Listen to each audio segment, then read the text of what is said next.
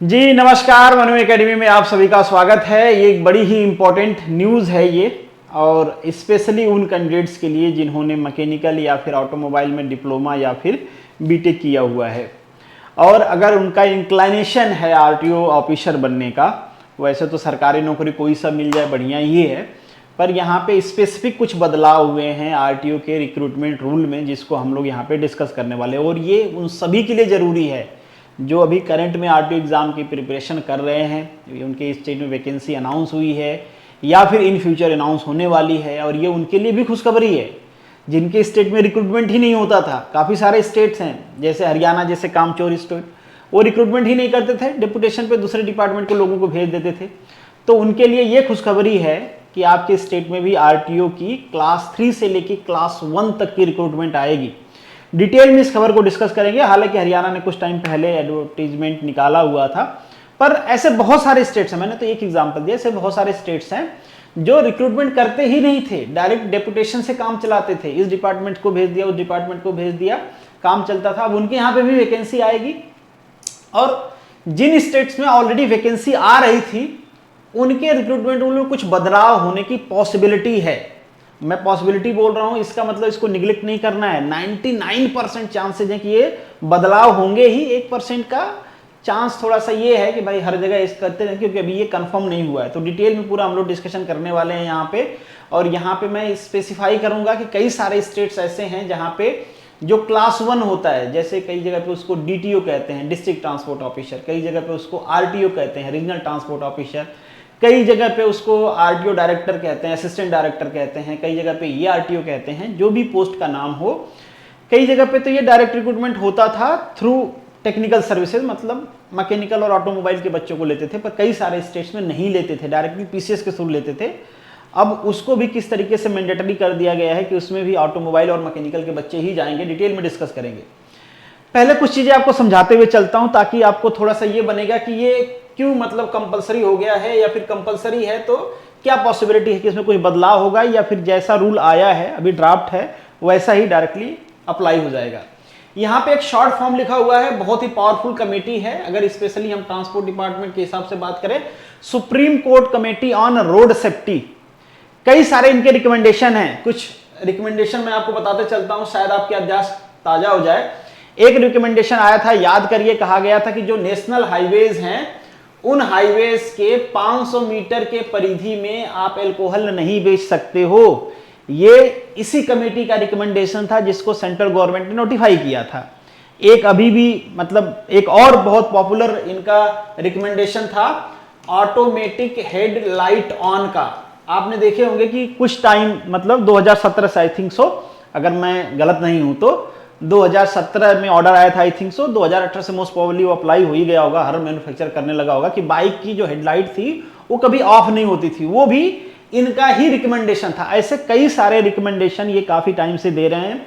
Supreme court committee on road safety जो recommendation देती है उसको सेंट्रल गवर्नमेंट, मतलब अपना जो पावर सेंट्रल गवर्नमेंट का है, मोटर व्हीकल एक्ट का जो पावर है इनका 1988 के कई सारे सेक्शन से इनको पावर मिलता है रूल में चेंजेस करने का, ये वहां से चेंजेस करते हैं।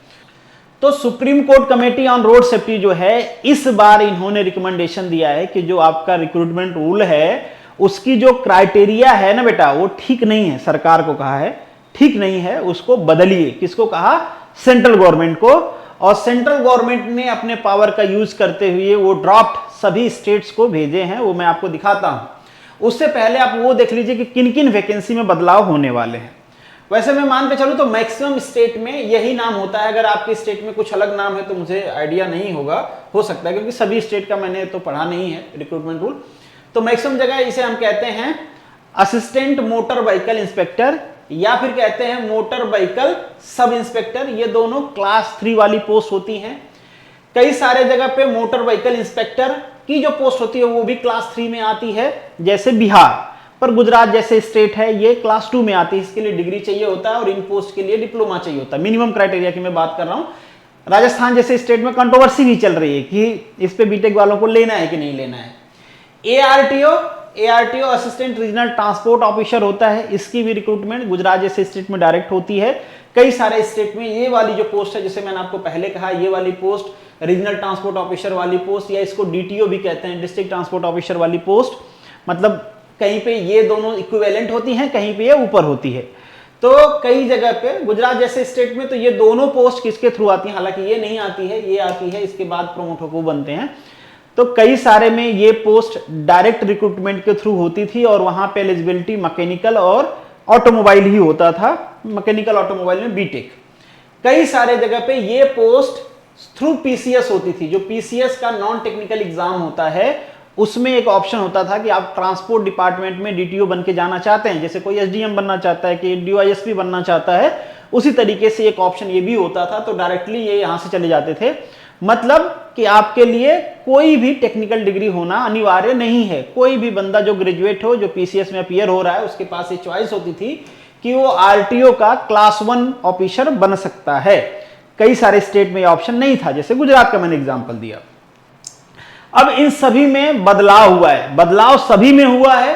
क्या क्या बदलाव हुआ है उसको वन बाय वन करके हम डिस्कस करेंगे। पर हाँ, ये जान लीजिए कि चूंकि ये रिकमेंडेशन है supreme court committee on road safety का, तो ये होके ही रहेगा। इसमें इस बात की पॉसिबिलिटी ना के बराबर है कि ये ना हो। और इसको लेके जो हमारा सेंट्रल गवर्नमेंट है, उन्होंने नोटिफिकेशन भी निकाल दिया है। तो नोटिफिकेशन पहले मैं आपको दिखा देता हूं, फिर उसके बाद इस पे हम लोग डिटेल में चर्चा करते हैं कि अब फर्दर क्या पॉसिबिलिटी है, इसमें क्या हो सकता है। तो यहां पे आपको वो नोटिफिकेशन दिख रहा है, ध्यान दीजिएगा इस नोटिफिकेशन को। यहां पे to the principal secretary transport to all state and union territory, या फिर नीचे लिखा हुआ है ट्रांसपोर्ट कमिश्नर। कई सारे स्टेट्स में बाय द लॉ जो ये होते हैं, इन्हीं को हेड बना दिया जाता है ट्रांसपोर्ट का। कई सारे जगह पे ये पोस्ट होती है ट्रांसपोर्ट का, या फिर कमिश्नरेट होती है, कमिश्नरेट ऑफ ट्रांसपोर्ट, वहां पे कमिश्नर वाली पोस्ट होती है। तो मतलब ये मान के चलो कि कुछ ऐसा कहना चाह रहा हूं कि हर स्टेट में इसको भेजा गया है। सब्जेक्ट क्या है, minimum qualification for officer of the motor vehicle department, मतलब मिनिमम क्वालिफिकेशन सरकार ने फिक्स किए हैं। अब आपके मन में सवाल आएगा कि सरकार ने फिक्स किए हैं, मतलब सेंट्रल गवर्नमेंट ने फिक्स किए हैं, तो क्या सेंट्रल गवर्नमेंट के पास ये पावर है कि वो मिनिमम क्वालिफिकेशन फिक्स कर सकते हैं। हालांकि इससे पहले हमने कई बार डिस्कशन किया हुआ है इसके बारे में, फिर भी सेंट्रल गवर्नमेंट ने मेंशन भी कर दिया है, I am directed to say that subsection 4 of section 213, मतलब मोटर व्हीकल एक्ट का, मैं एक्ट तो था मेरे पास, अब डाउनलोड करके आपको दिखाना पड़ेगा, उसे जरूरत नहीं है, आप चाहो तो खुद भी देख सकते हो। जो मोटर व्हीकल एक्ट 1988 है, उसको जब डाउनलोड करोगे और उसके सेक्शन 213 में जाओगे, वैसे जो बच्चे तैयारी कर रहे हैं ऑलरेडी ये पढ़ाया हुआ है, यूट्यूब पे भी पढ़ाया हुआ है, तो उनको आइडिया है। ये जो सेक्शन है, इसका सब सेक्शन 4 सेंट्रल गवर्नमेंट को इंपावर करता है कि वो जो ट्रांसपोर्ट ऑफिसर हैं उनकी मिनिमम क्वालिफिकेशन, ध्यान दीजिए, मिनिमम क्वालिफिकेशन फिक्स कर सकते हैं। मिनिमम क्वालिफिकेशन स्ट्रेस देके इसलिए कह रहा हूं कि जब central government minimum qualification fix करती है, तो जरूरी नहीं कि स्टेट गवर्नमेंट उसमें कुछ एडिशनल क्राइटेरिया ऐड नहीं कर सकती है। State government additional criteria add कर सकती है और कई सारे स्टेट ने ऐड किए हुए भी हैं, बट मिनिमम क्वालिफिकेशन को कम नहीं कर सकते। जैसे अगर सेंट्रल गवर्नमेंट कहती है कि इस पोस्ट के लिए आपको डिग्री चाहिए, तो वो डिप्लोमा वालों को नहीं ले सकते हैं। अगर सेंट्रल गवर्नमेंट कहती है कि इसके लिए एक्सपीरियंस चाहिए, तो वो बिना एक्सपीरियंस वालों को नहीं ले सकते हैं। अगर सेंट्रल गवर्नमेंट कहे कि इसके लिए हैवी ड्राइविंग लाइसेंस चाहिए, तो स्टेट गवर्नमेंट एलएमडी वालों को नहीं ले सकते। इन शॉर्ट कहने का मतलब है कि जो मिनिमम क्राइटेरिया होगी वो सेंट्रल गवर्नमेंट फिक्स कर देगी। कोई भी स्टेट या यूनियन टेरिटरी उससे कम क्वालिफिकेशन वाले बंदे को वो पोस्ट नहीं दे सकती है जिसके लिए वो क्राइटेरिया फिक्स किया गया है। इतनी बात आपको समझ में आ गई होगी। अब इन्होंने लिख रखा है कि भाई ये ऐसा हमने किया क्यों, क्योंकि ये रिकमेंडेशन है supreme court committee on road safety का। यहां पे ये लाइन देखोगे, the committee said that it is important that officer at the middle management level like ARTO, RTO should have the technical qualification। Specially in दोनों को mention किया गया है, वो ये रीजन है क्योंकि मैंने आपको कहा इससे पहले ये जो दो पोस्ट हैं बहुत सारे या फिर आप मैक्सिमम स्टेट में कह लीजिए डायरेक्टली पीसीएस के थ्रू आया करती थी, अब वो पीसीएस के थ्रू नहीं आएंगी। मैं ये नहीं कह रहा हूं कि हर स्टेट में, मैक्सिमम स्टेट में। एग्जाम्पल के लिए मैंने बताया गुजरात में ये डायरेक्ट रिक्रूटमेंट होता था और उसके लिए टेक्निकल क्वालिफिकेशन मांगते थे।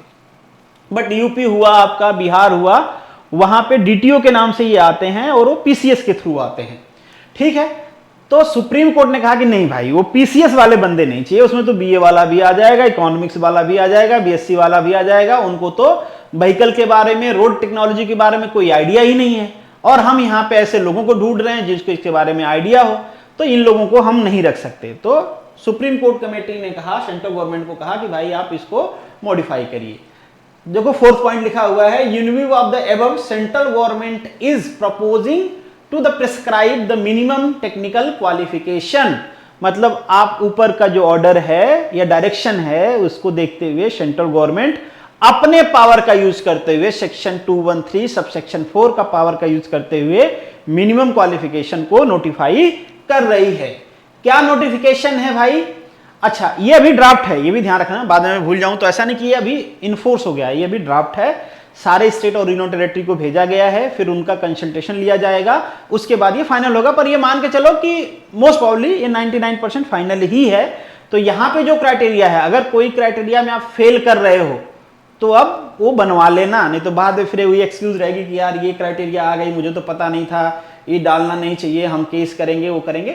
ये सुप्रीम कोर्ट कमेटी के चेयरमैन और वो सब चीजें दिया गया है, ये हमारे काम की चीज नहीं है। इसके नीचे वाले में बेसिकली जो उसके बेसिस पे जीआर है, जनरल स्टडी रूल, जो सेंट्रल गवर्नमेंट निकालती है, उसका ड्राफ्ट दिया गया है। ये सारी चीजें भी हमारे काम की नहीं है। हमारे काम की चीज शुरू होती है यहां से। यहाँ पे थोड़ी डिफिनेशन दी गई हैं, हमको पता है। एक्ट मतलब होता है मोटर व्हीकल एक्ट, डिप्लोमा मतलब होता है टेक्निकल डिग्री, मतलब जो डिप्लोमा देती है 3 ईयर का या 2 ईयर का, मतलब जो भी है 2 ईयर का वो वाला होता है ना जो आईटीआई वाले होते हैं। डिग्री भी हमको पता है भाई कि डिग्री कैसी होनी चाहिए, मतलब एआईसीटी से अप्रूव्ड इंस्टीट्यूट से डिग्री होना चाहिए, वो सब हमारे काम की नहीं है। ड्राइविंग लाइसेंस ये सब चीजें आपने पढ़ा होगा। हमको डायरेक्टली पॉइंट 3 पे आ जाना है। पॉइंट 3 मिनिमम क्वालिफिकेशन को बताता है। ये कह रहा है कि minimum qualification recruitment of officer of the motor vehicle department, यहां पे देखिए रैंक दे रखा है, assistant inspector of motor vehicle, मैंने आपको बताया, कहीं कहीं पे इसको इंस्पेक्टर ऑफ मोटर व्हीकल कहते हैं। जैसे जो डिप्लोमा बेसिस पे गुजरात में वैकेंसी होती है असिस्टेंट मोटर व्हीकल इंस्पेक्टर की, वही डिप्लोमा पे बिहार में उसको मोटर व्हीकल इंस्पेक्टर कहते हैं, ठीक है, बट इक्विवेलेंट है वो। तो वो वाली पोस्ट हो गई, ठीक है। जैसे लिख दिया ना, by whatever the name called, अलग अलग स्टेट में थोड़ा अलग अलग नाम होता है, तो भाई आपके जहां पे कुछ भी कहा जाता हो, ये इन शॉर्ट कह दिया उन्होंने। मोटर व्हीकल डिपार्टमेंट जो भी है, जो भी इनका फंक्शन, स्टेट गवर्नमेंट फंक्शन तय करती है, तो उससे मतलब नहीं है। यहाँ पे रिक्रूटमेंट के लिए क्राइटेरिया क्या है वो देख लीजिए। अगर आपको मोटर व्हीकल इंस्पेक्टर या सब इंस्पेक्टर बनना है, जैसे कई स्टेट में उसको सब इंस्पेक्टर रखते हैं, कई से कई इंस्पेक्टर रखते हैं, कई स्टेट में असिस्टेंट मोटर व्हीकल इंस्पेक्टर लिखते हैं। 10th होना चाहिए, ठीक बात, कोई प्रॉब्लम नहीं, 10th तो मैंडेटरी है। फिर लिखिए डिप्लोमा 3 ईयर कोर्स। अब कई सारे बच्चे कहेंगे कि भाई यहाँ पे 2 ईयर वाले जो आईटीआई करके डिप्लोमा करते हैं उनको लेंगे कि नहीं लेंगे, ये मैं श्योर नहीं भाई, इसमें कंट्रोवर्सी हो जाती है कई बार। 3 ईयर कोर्स यहाँ पे मेंशन कर रखा है, तो मोस्ट प्रोबेबली चांस है कि वो 3 ईयर डिमांड करेंगे।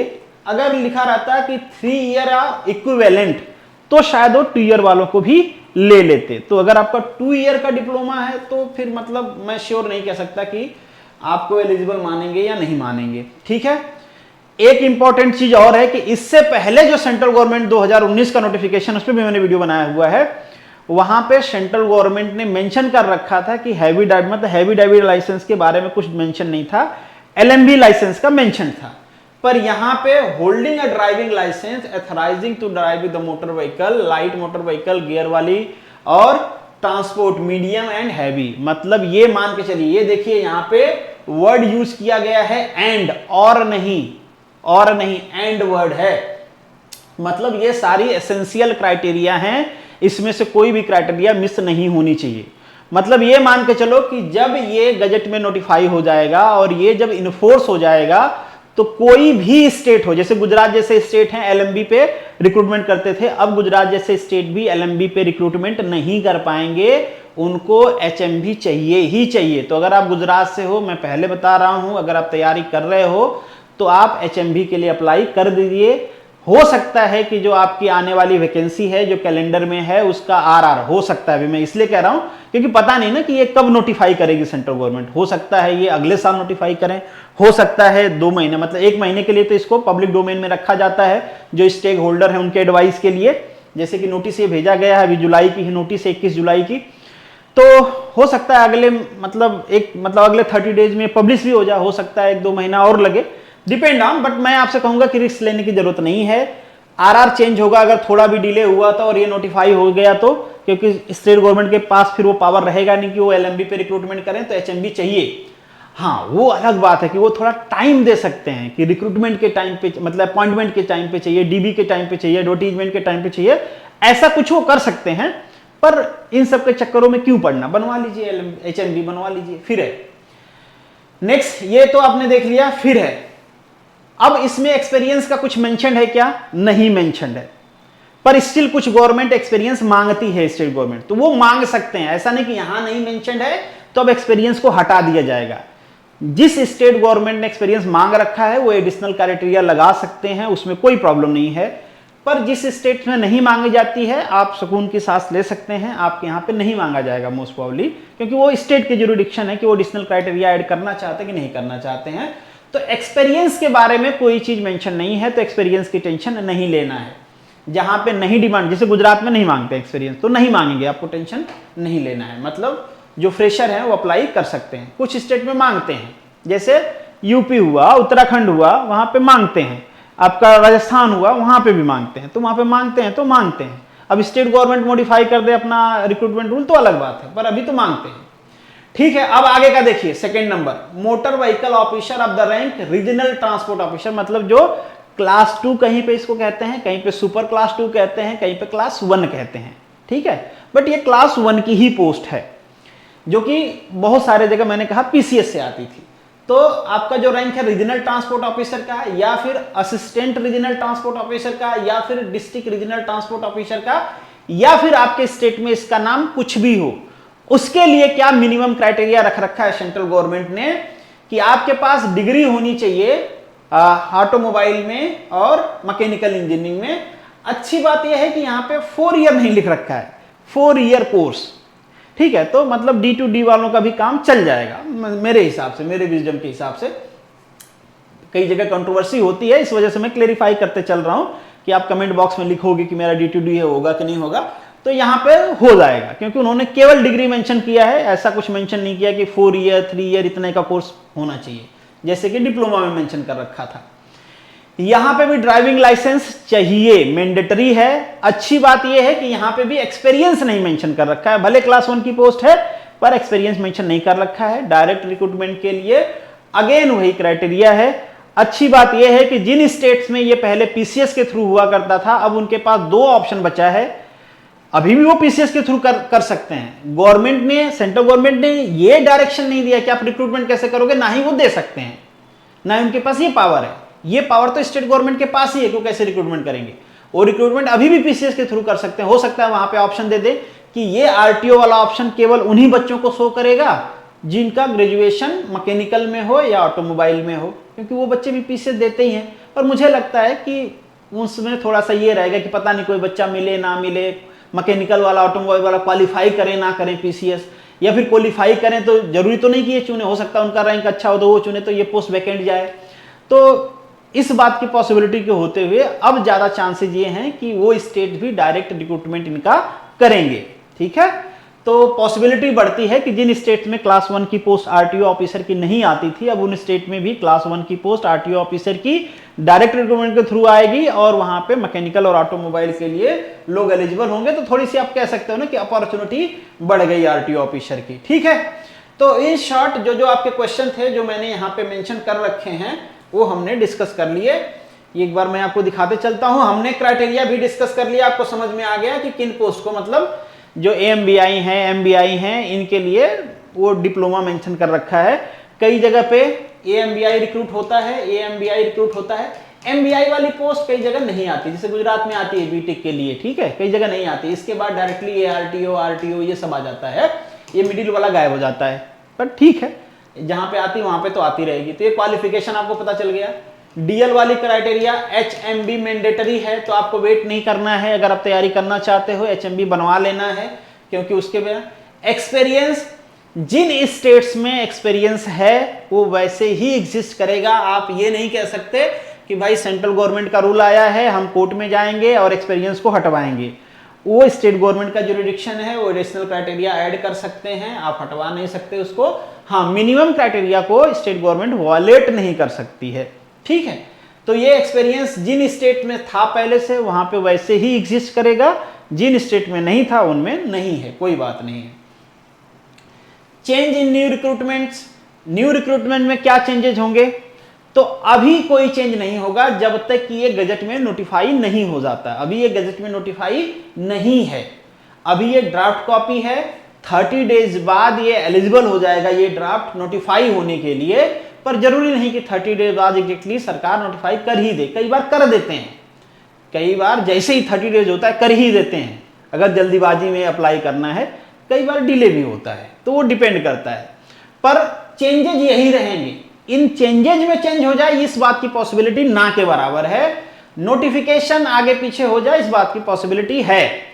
तो जो वैकेंसी ऑलरेडी नोटिफाई हो चुकी है, मतलब जिनका एडवर्टीजमेंट आ चुका है, उनके रूल में बदलाव नहीं होगा, वो ऐसे ही रहेंगी जब तक कि स्टेट गवर्नमेंट उसको कैंसिल ना कर दे और दोबारा से ना करे एडवर्टीजमेंट। जिन स्टेट में रिक्रूटमेंट आने वाला है, इस बात की पूरी पॉसिबिलिटी है कि अब वो अपने रिक्रूटमेंट रूल में बदलाव करके ही रिक्रूटमेंट एडवर्टाइज करेंगे। अब मैं आता हूं स्पेशली 2 स्टेट पे, एक तो राजस्थान वाला जिसपे केस चल रही है, मैंने पहले ही कहा उनमें कोई चेंजेज नहीं होगा क्योंकि बहुत सारे बच्चे कमेंट करेंगे। यूपी में वैकेंसी पेंडिंग है, उनमें कोई चेंज नहीं होगा। उत्तराखंड में वैकेंसी चल रही है, मतलब उसमें कोई चेंजेज नहीं होंगे। पर गुजरात में वैकेंसी कैलेंडर में एडवर्टाइज है एआरटीओ की, वो आई नहीं अभी, उसके आरआर में बदलाव है, उस पर मैंने ऑलरेडी वीडियो बनाया है। एएमबीआई की नेक्स्ट सितंबर में एडवर्टीजमेंट का टाइम था, उसमें भी चांसेज हैं कि ये बदलाव होगा। अगर ये गवर्नमेंट नोटिफाई कर देती है तो हो सकता है वो वैकेंसी भी थोड़ा आगे पीछे हो, मतलब डिले होने के चांसेज हैं वहां पे। कई सारे बच्चे पूछ रहे थे, तो हाँ बिल्कुल इस बात की पॉसिबिलिटी है कि थोड़ा डिले हो, क्योंकि अब वो बदलाव होगा। ये हैवी वाला तो ऐड ही करना पड़ेगा अगर ये गजट में आ जाता है। जैसे ये गजट में पब्लिश होगा, फिर से ये सारे नोटिफिकेशंस हैं जो मैंने आपको पहले दिखाया, ये नोटिफिकेशन की कॉपी जैसे ही गजट में पब्लिश होगा, अगेन ये नोटिफिकेशन की कॉपी किसको भेज दिया जाएगा? सारे स्टेट्स को भेज दिया जाएगा, यूनियन टेरिटरी को भेज दिया जाएगा कि बेटा देखो पहले तो ये ड्राफ्ट था पर अब ये फाइनल है, अब इसी के हिसाब से आपको रिक्रूट करना है, वैसे रिक्रूटमेंट कर नहीं सकते। और सेंट्रल गवर्नमेंट भी इसमें बदलाव करने में कोई इंटरेस्ट दिखाएगी नहीं। उसका रीजन ये है, मान लीजिए यहां से बदलाव का रिकमेंडेशन जाता है स्टेट से कि भाई सजेशन दे सकते हैं, ठीक है, पर सेंट्रल गवर्नमेंट इंटरेस्ट नहीं दिखाएगी, क्योंकि जनरली देखा गया है कि जो भी supreme court committee on road safety है उसका जो भी रिकमेंडेशन होता है सेंट्रल गवर्नमेंट बिना बदलाव किए एज इट इज उसको इंप्लीमेंट कर ही देती है। तो यहाँ पे भी अब इसमें ऐसा कुछ तो बहुत कंट्रोवर्शियल है नहीं कि सेंट्रल गवर्नमेंट इंटरेस्ट दिखाएगी। क्वालिफिकेशन की बात है, supreme court committee on road safety को लगता है कि नहीं भाई टेक्निकल बंदा होना चाहिए, उसको गाड़ी का पता होना चाहिए, उसको रोड का पता होना चाहिए, तो मतलब इन शॉर्ट वो इंजीनियर को रखना चाह रहे हैं वहां पे, तो फिर क्या है सेंट्रल मतलब सेंट्रल गवर्नमेंट को भी क्या प्रॉब्लम है? तो इन शॉर्ट ये चेंजेज हैं। होप सो कि चीजें आपको क्लियर हो गई होंगी। और इसका अगर आप सर्कुलर देखना चाहते हो तो ministry of road transport and highway, ministry of road transport and highway की वेबसाइट पे ये सर्कुलर पड़ा हुआ है। आप सर्कुलर वहां से ऑफिशियल वेबसाइट से डाउनलोड करके देख सकते हो।